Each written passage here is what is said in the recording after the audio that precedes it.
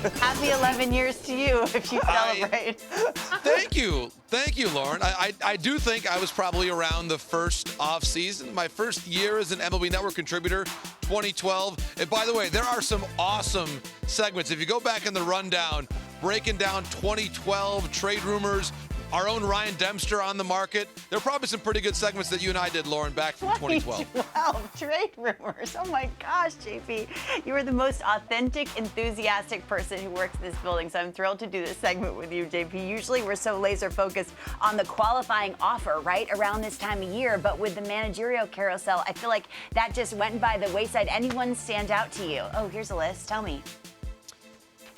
There's the list, and as Matt Vasgersian reported exclusively before the break, I believe none of them will accept it. When you just consider the marketplace overall, the quality of the players who received the QO, there were some who were on the border. Mitch Garver from the Rangers is one example who did not get the QO, but I believe all 7 of them will reject it and, of course, go out in the open market. November the 14th is the deadline for them to accept or reject. So we'll wait, but I do think, Lauren, in general, the quality of this year's pitching market is so strong.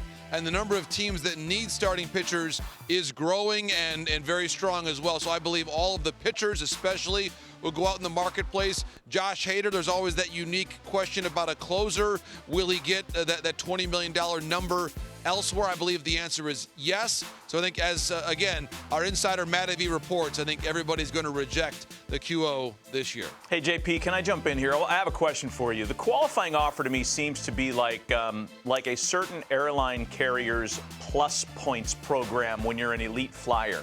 They give you plus points to use to upgrade, yet there's never an upgrade available, so you end up burning those plus points.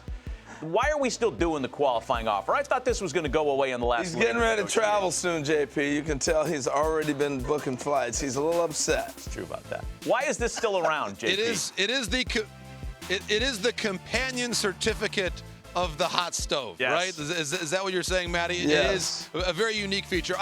It's part of, I think, very importantly, this is the mechanism that exists in the CBA with respect to draft pick compensation. And I think it's important to point this out, that the pick has become less a part of the conversation. Fewer players are getting them. It's less punitive in terms of signing players because those picks have moved back further and further that the other team is getting. So I think over time, remember that one offseason we were talking about it deep into January and February a number of years ago. Nelson Cruz was part of that class. It seems like it was a decade ago now, but it's less a part of the conversation because, again, the players that are getting it have a better ability to carry the pick. No one is going to be too concerned if they're signing Ohtani or Bellinger or Nola, really, about the draft pick because they're all good enough to carry the pick. Look at Sonny Gray's numbers from the past year. The borderline player, and importantly, the player not being able to get the QO multiple times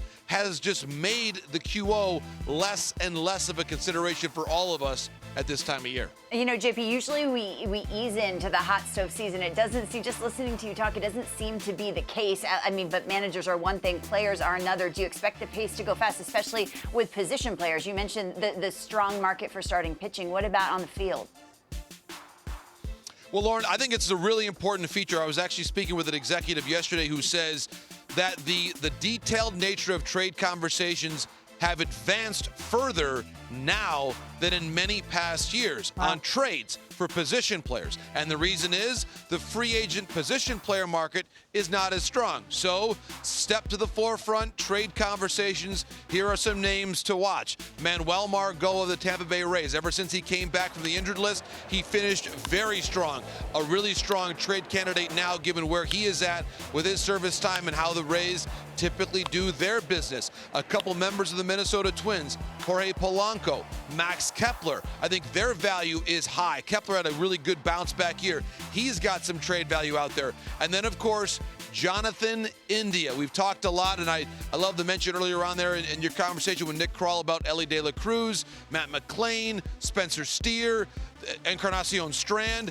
The Reds right now have 4 young, controllable infielders, which makes you wonder what becomes of Jonathan India. I think a team like the Seattle Mariners, Harold, we've talked about the Mariners before, they need to find their long-term solution at second base. I could see the Blue Jays making a similar play. I think Jonathan India is one of those names we'll be talking about a lot this week and beyond because of how good he is and how good the other Reds infielders are as well. Hey, JP, I got a couple of juicy questions for you. Names, I should say. You know, we've always heard Mike Trout's name in there. That's not in this conversation right here. Vlad Jr. Will there be any big name like that might shock us? A big trade this winter? I think so, Harold. And I really believe that Pete Alonso was someone that we'll talk about a lot as a really strong trade candidate as the Mets reimagine where they're at. I think with their roster and, again, what we heard a lot about at the trade deadline this year, looking more towards 2025 than 2024 as a World Series contending year for the Mets.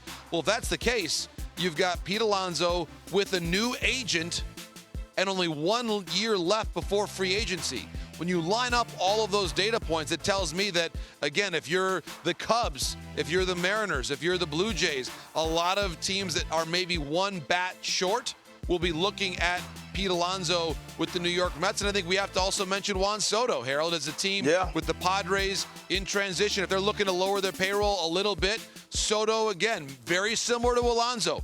If you have got a superstar level player with 1 year left and you're not sure that this is a World Series year for you, you have to put them out there. And the week that you start putting them out there is at the GM meetings right here, right now.